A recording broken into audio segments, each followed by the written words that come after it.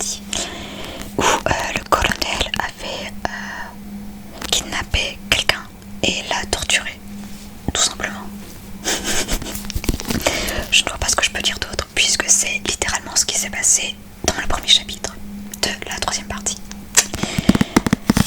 Et donc on va entamer le deuxième chapitre. Alors il faut juste que je le trouve,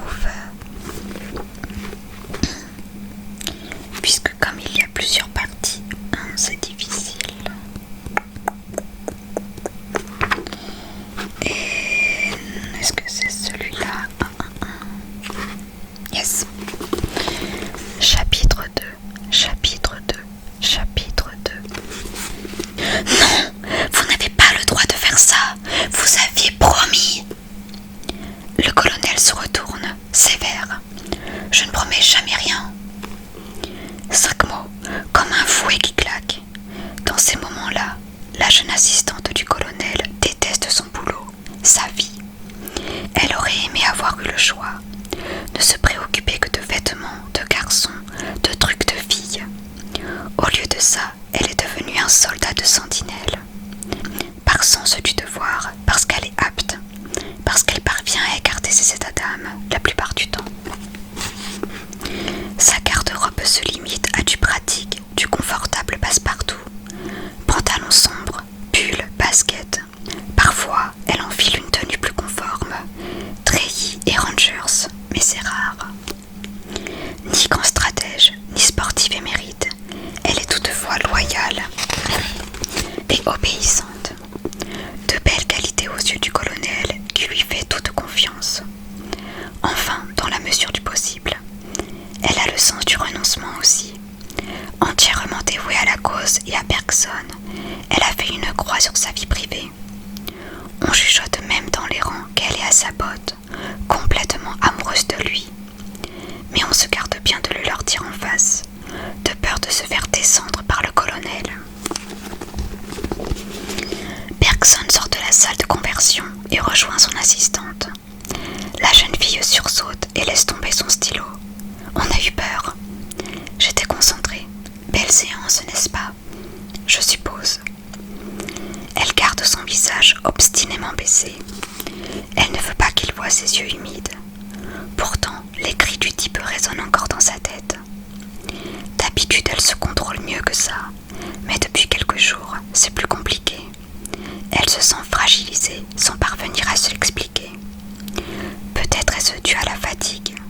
Depuis que le colonel lui a confié la coordination du piège pour Helgulson, elle a du mal à trouver le sommeil. Et il s'avère rarement réparateur. Ses insomnies, comme ses cauchemars, commencent à impacter son état général. Pour se donner une contenance, la jeune fille plie les genoux et ramasse son stylo, mais se relève trop vite et se trouve prise de vertige. Le colonel la rattrape avant qu'elle ne heurte le sol.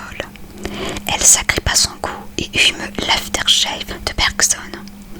Elle a toujours aimé ce parfum viril, ça la rassure.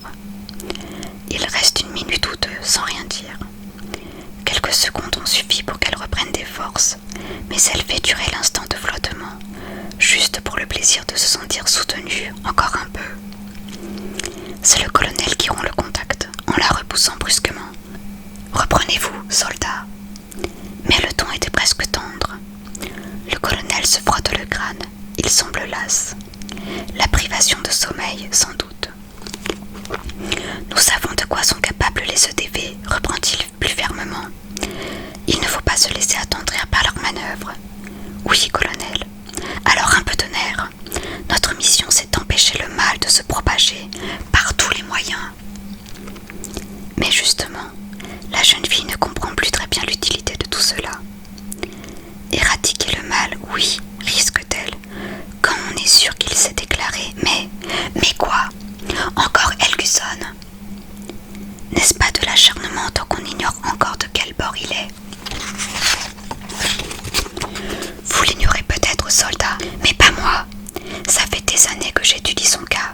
Je sais exactement de quoi il est capable. Capable?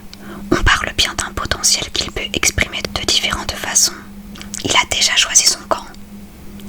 Nous n'en savons rien, colonel. c'est la seconde fois que son assistante conteste son avis avec autant d'entêtement. Helguson a déjà commencé la transformation et nous savons tous deux quel risque nous courons. Elle frissonne, préférant chasser cette perspective de son esprit. Ce n'est pas possible, c'est trop rapide. Je vois, dans mon bureau, tout de suite. L'assistante du colonel obtempère. Elle s'attend à ce qu'il lui passe un savon. Au lieu de cela, il l'invite à s'asseoir dans le Chesterfield qu'il réserve d'ordinaire aux invités de qualité. Puis Bergson ouvre une trappe donnant sur un coffre-fort, grand comme une bibliothèque, compose le code, cherche un manuscrit qui doit faire dans les 500 pages, et en photocopie quelques passages qu'il donne à la jeune fille avant de la congédier, sans autre explication. Elle serre les feuilles contre elle et ne les consulte qu'une fois dans sa chambre. Il s'agit d'une retranscription contemporaine des observations de James C. Clark, un membre éminent de la branche britannique de Sentinelle, quelques siècles plus tôt. Londres, le 2 septembre 1625. Rapport de James C. Clark pour Sentinelle. Sujet David et Marianne Armstrong, 13 ans. Grâce à Dieu, nous avons enfin retrouvé les jumeaux Armstrong. C'est un véritable miracle que la peste les ait épargnés.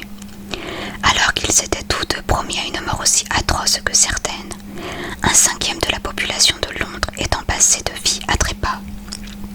Depuis que nous les avons recueillis, ils ne se sont pas lâchés la main. La jeune fille n'avait jamais entendu parler de ses enfants, des jumeaux. Elle comprend que le colonel lui a donné accès à un document précieux, que peu de sentinelles ont eu la chance de connaître. Londres, le 16 décembre 1625. Rapport de James C. Clark pour Sentinelle. Sujet David et Marianne Armstrong, 13 ans.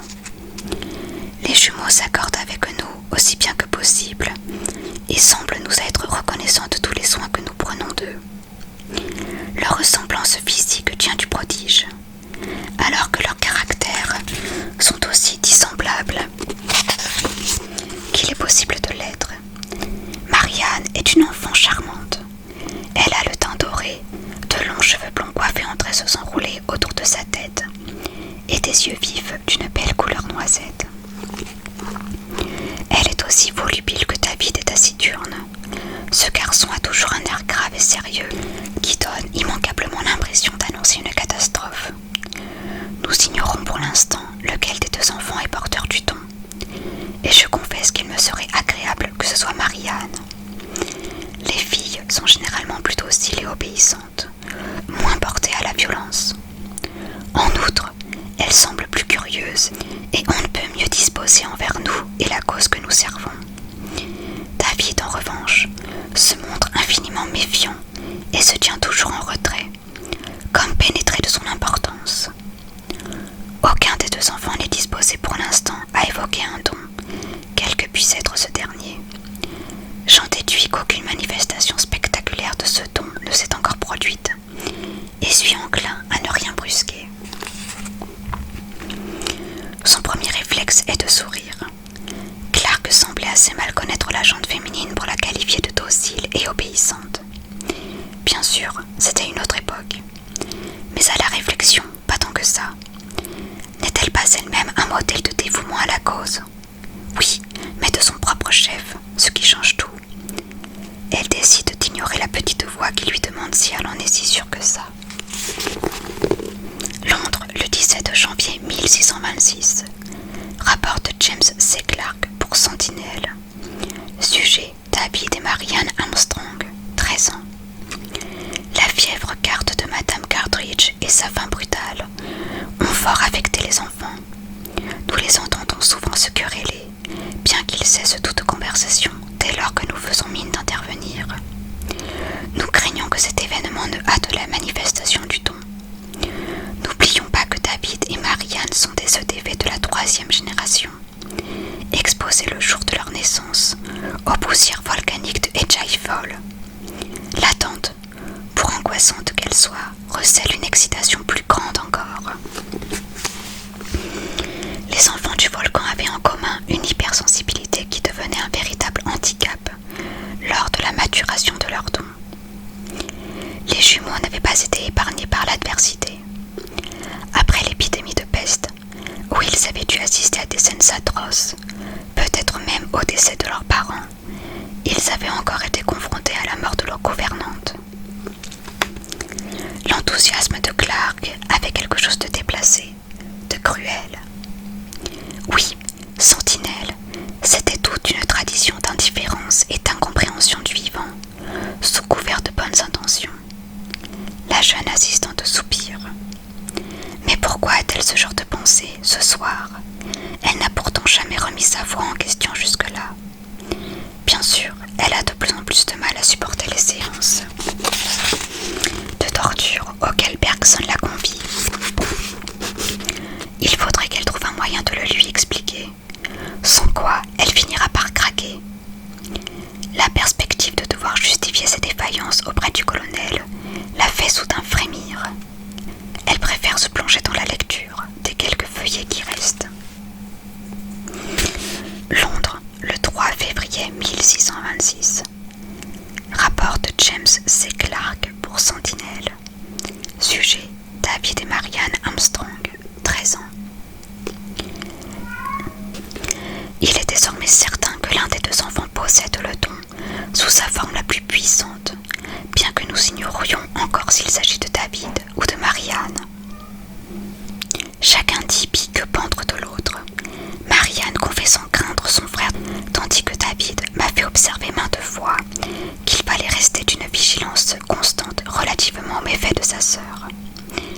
David, comme Marianne, s'oppose cependant avec la dernière énergie à tout ce qui tendrait à les éloigner l'un de l'autre, et a fortiori à toute séparation. Voilà qui devient intéressant. La jeune fille avait parié sur la si docile Marianne. Londres, le 10 février 1626. Rapport de James C. Clark pour Sentinelle. Sujet: David et Marianne Armstrong, 13 ans. Je reconnais humblement que j'ignore depuis quand les jumeaux lisaient ce journal, prenant ainsi connaissance de tous nos faits et gestes. Une chose cependant est certaine, mes dernières observations les ont alarmés au point de leur faire prendre la fuite. Nous ignorons totalement où ils ont pu trouver refuge. Nos hommes ont minutieusement inspecté tous les environs, et ce, sans aucun succès. Tous sont revenus bredouilles. Tous, à l'exception de notre cher bienfaiteur, Sir Colin E. Wright, dont le cœur n'a pas supporté toute cette activité, et qui laisse derrière lui une veuve éplorée et quelques orphelins.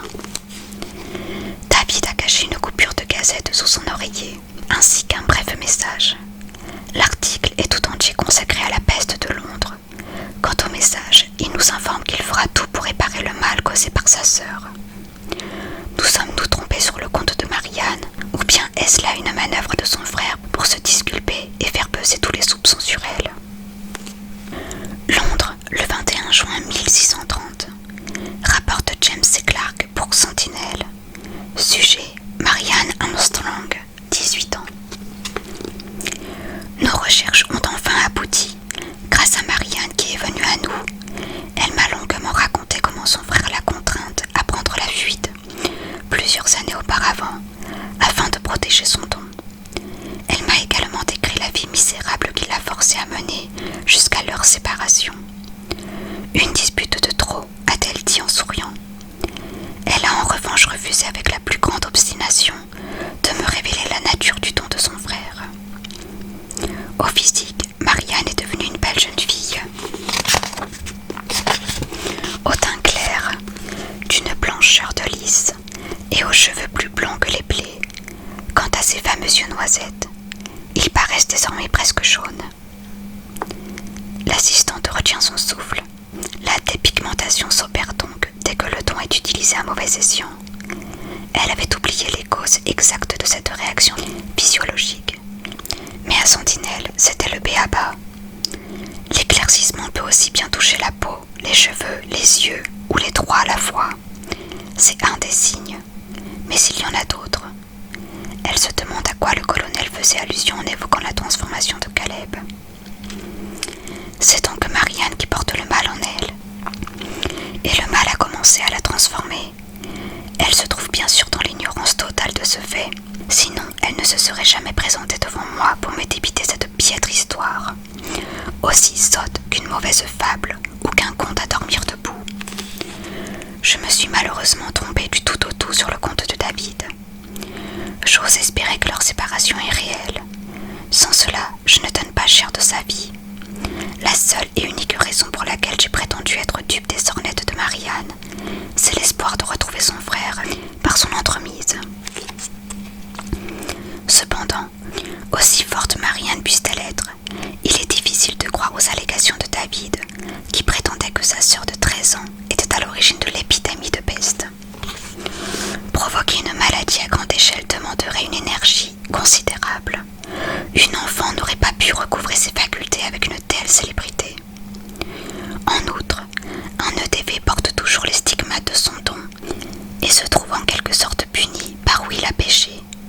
Marianne devrait paraître malade. Or, elle respire la santé. Elle demeure une énigme pour moi.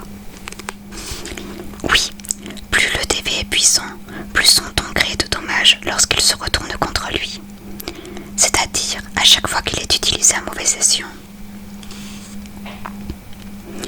Marianne m'a interrogé sur ses origines et sur le don. Je lui ai appris que son père était un empathe de 2e génération, un vil séducteur qui détournait ses pouvoirs, à seule fin de suborner des jeunes femmes dont il consigna le nom dans un carnet. C'est d'ailleurs au moyen de ces carnets que nous avons pu retrouver sa trace, ainsi que celle de son frère. Elle m'a également demandé s'il était possible de mettre un terme à ce processus et de réduire à néant le don et son pouvoir.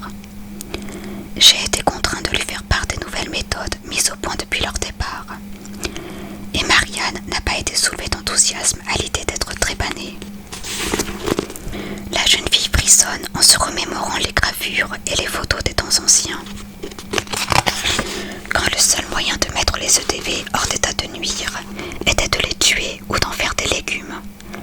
Aujourd'hui, on sait en faire autre chose, la plupart du temps. Londres, le 18 novembre 1636. Rapport de James C. Clark pour Sentinelle. Sujet Marianne Armstrong, 24 ans. Je suis enfin parvenue à retrouver la trace de Marianne. C'était pourtant évident, mais il est désormais trop tard. David et sa sœur ont émigré en Lorraine en 1627. Les faits parlent d'eux-mêmes. Épidémie de peste à Lunéville, Saint-Nicolas-de-Port et Moyenvig cette année-là. La maladie s'est étendue à Épinal et à Toul en 1629. Au printemps 1630, peu de temps avant notre rencontre, c'est Nancy, puis toute la Lorraine qui ont été atteintes dans des proportions sans exemple dans les annales. Cette calamité a duré 2 ans. À une accalmie salutaire de 4 années a succédé une reprise foudroyante de la contagion qui a atteint son paroxysme en 1637. Cette fois encore, c'est Marianne qui a sollicité cette entrevue, que j'ai acceptée. Nous avions fixé notre rendez-vous dans le même jardin qu'il y a 6 ans, sur le 3e banc de la seconde allée, mais je ne l'ai pas reconnue. Je crois qu'elle en a éprouvé du chagrin. Elle qui respirait la santé est désormais cadavérique. Ses cheveux sont blancs et sa gorge, naguère si épanouie, est à présent comme vidée de sa substance. Ses os saillants menaçant de transpercer sa peau fripée. Quant à ses yeux, l'on distingue difficilement ses iris d'un jaune délavé du reste de ses globes oculaires. Marianne ressemble à l'idée que l'on se fait de la mort. Devant ce spectacle qui glace d'effroi et fait horreur à penser, l'on est bien forcé d'admettre que le mal a un nom, et que ce nom est celui de la douce enfant que j'ai recueillie il y a déjà 11 ans. Le mal a un visage qui continuera de me hanter jusqu'à ma mort, que je devine proche depuis notre dernière rencontre. Marianne avait le don de diagnostic et de guérison. Elle aurait pu passer sa vie à répandre le bien autour d'elle. Au lieu de quoi, elle a choisi de se mettre au service de l'ennemi de Dieu et du genre humain, ne dispensant que la souffrance et la pourriture. Avant de nous quitter, Marianne a confirmé sans émotion apparente être à l'origine des épidémies de peste, alors que des milliers de personnes sont mortes. On ne lutte pas contre sa nature, a-t-elle indifférent. Son mouchoir était maculé de sang, comme l'est le mien à présent. Sentinelle ne doit plus se contenter d'observer et de sermonner. Sentinelle doit agir et punir, comme au commencement. Je croyais David coupable des péchés de ses ancêtres, alors qu'il n'était lui aussi qu'une victime, et regrette amèrement de n'avoir pu ni su le protéger et le sauver. J'implore la miséricorde divine. La jeune fille achève sa lecture, perplexe. Elle ne comprend pas pourquoi le colonel lui a donné ces pages à lire.